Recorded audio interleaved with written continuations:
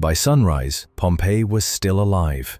Bread warmed inside ovens, merchants opened their shops, children ran through the streets. No one knew they were already breathing their last day. Above them stood Mount Vesuvius, silent, beautiful, familiar.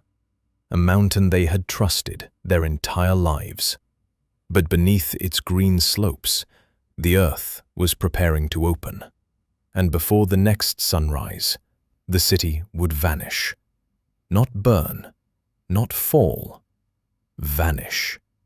Buried so completely that for centuries the world forgot it had ever existed. Pompeii was not a city waiting to die. It was alive in every sense of the word. A Roman city full of noise, heat, money, gossip, hunger, and ambition. Its streets were paved with stone, its walls were painted with bright colors, its fountains carried fresh water through public squares. Bakers pulled bread from ovens, wine sellers shouted prices from shop doors. Rich families rested inside villas decorated with mosaics and gardens. Poor workers pushed through the streets looking for another day's wage. There were temples, bathhouses, markets, taverns, children, dogs, laughter, arguments, life. The kind of life that feels permanent while you are living it. And that is the cruelest thing about disaster. It almost never announces itself like a monster. It arrives on a normal day. Vesuvius stood above Pompeii like an old guardian. Green slopes, fertile soil, beautiful vineyards. Farmers loved the land because everything grew there. The earth was rich, too rich. The Romans did not understand why. They did not know the mountain had once been violent. They did not see it as a threat. To them, Vesuvius was part of the scenery, a shape on the horizon, something constant, something safe. But beneath the stone, beneath the vineyards, beneath the quiet beauty, pressure had been building for centuries. The mountain was not dead. It was waiting. There had been warnings, but human beings are very good at ignoring warnings that do not explain themselves. Years before the eruption, a powerful earthquake had shaken the region.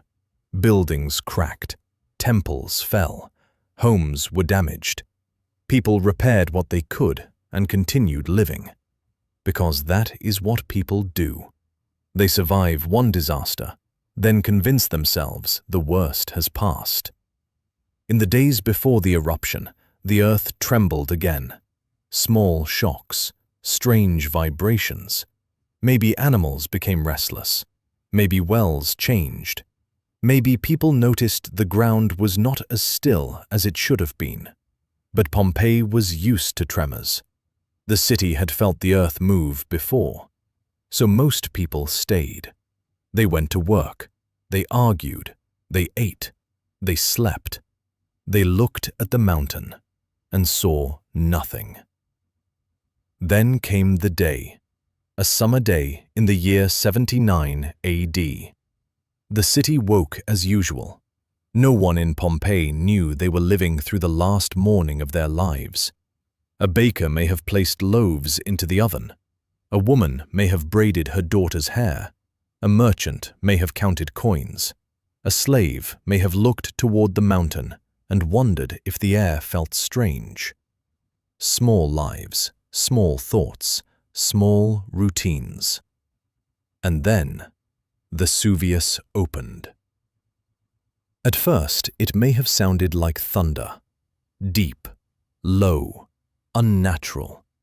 Then the mountain tore itself apart. A colossal column of ash, rock, and smoke exploded into the sky.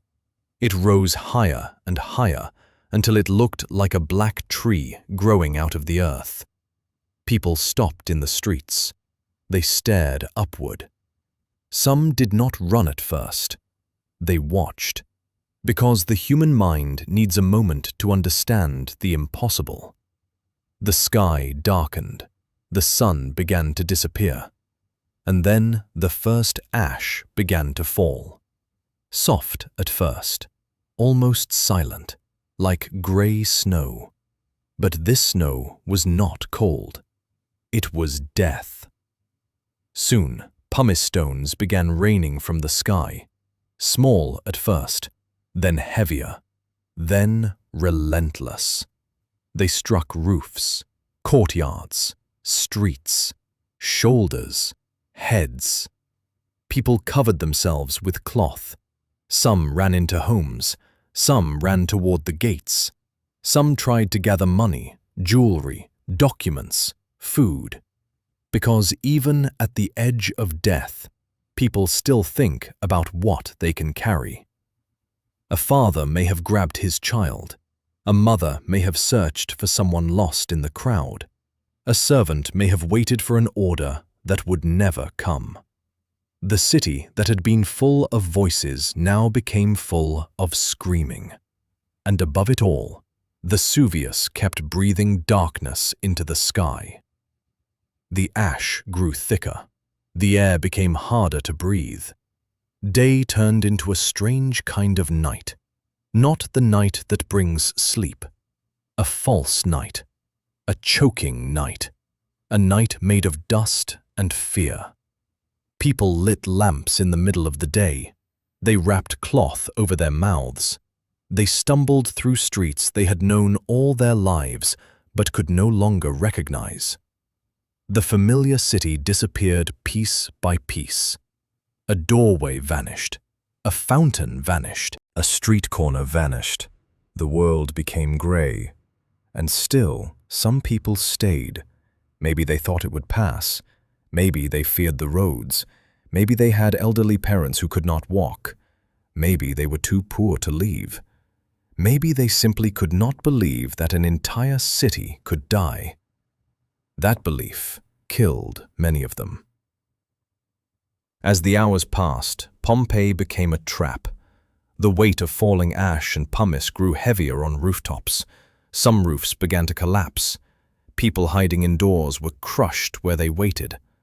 Others fled outside and were blinded by darkness. The roads filled with ash. Every step became harder. Every breath became a fight. Some tried to escape toward the sea, but the shore was chaos. Ships could not easily rescue everyone. The sky was black. The water was strange. The air was filled with falling stone. There was no clear path to safety, only guesses, and every guess cost time. Night came, but by then, Pompeii had already been living inside darkness for hours. The mountain continued to roar. The ground trembled. Lightning flashed inside the ash cloud. Imagine that sight, not above the storm, but inside it. Fire in the black sky, a city buried alive beneath a mountain's breath. People prayed to their gods, Jupiter, Venus, Apollo, any god who might listen. But the gods stayed silent. There are moments in history when prayer becomes another sound swallowed by disaster. This was one of them. Then came the final horror. Not lava, not slow fire moving through the streets, something faster, something worse, a pyroclastic surge, a burning cloud of gas, ash, and volcanic fury rushing down from the mountain. It did not crawl. It did not wait. It moved like night itself had become alive, down the slopes, across the land, toward Pompeii. By then, many people were already exhausted. Some were hiding in rooms. Some were crouched under stairways. Some were trying to flee through streets that no longer looked like streets. And then the wave arrived. Hot, dark, unstoppable. In a matter of moments, the city was overwhelmed. There was no battle, no final defense, no heroic last stand, just heat, ash, silence. The people of Pompeii were caught exactly where they were, running, hiding, holding each other, waiting. praying, dying.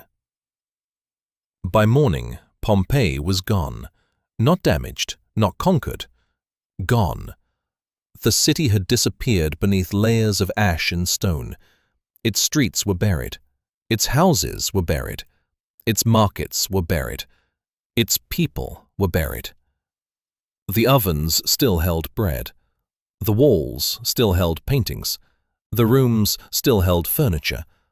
But no one walked there anymore. No one shouted in the market. No child ran through the streets. No fountain echoed in the square. Pompeii had become a city of silence, a city removed from the world, as if history had closed a hand over it and refused to let go. Years passed, then centuries. The Roman Empire changed, then weakened, then fell. New kingdoms rose, new languages spread, wars came and went. People forgot the names of those who had lived in Pompeii. The city slept beneath the earth, hidden, preserved, waiting.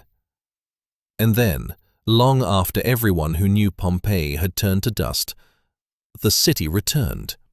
Excavators uncovered walls, streets, houses, paintings, fountains, shops. A world frozen in the middle of an ordinary day. But the most haunting discoveries were not the buildings. They were the people. Empty spaces in the ash where bodies had once been. When plaster was poured into those spaces, the dead returned in shape. A man covering his face, a child curled close, a dog twisted in its chain. Families caught in their final moments. Not statues, not legends. People.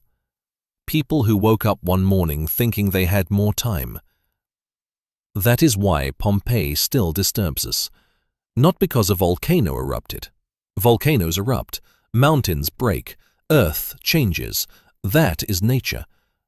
What makes Pompeii terrifying is how human it feels.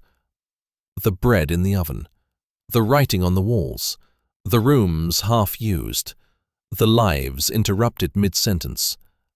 Pompeii does not feel like an ancient ruin. It feels like a warning, a reminder that ordinary days are not promised, that the world can look familiar in the morning and unrecognizable by night. The people of Pompeii did not know they were becoming history. They were not kings, not conquerors, not emperors. Most of their names are gone, but their final day survived longer than the empire that ruled them. And maybe that is the lesson. History is not only made by great men in palaces. Sometimes, history is made by ordinary people waking up beneath a quiet mountain, buying bread, opening shops, holding their children, and not knowing that the sky above them is about to fall. Pompeii was alive in the morning. By night, it belonged to silence. And somewhere beneath the ash, the city still whispers the same terrible truth. Sometimes, the end of the world begins like any other day.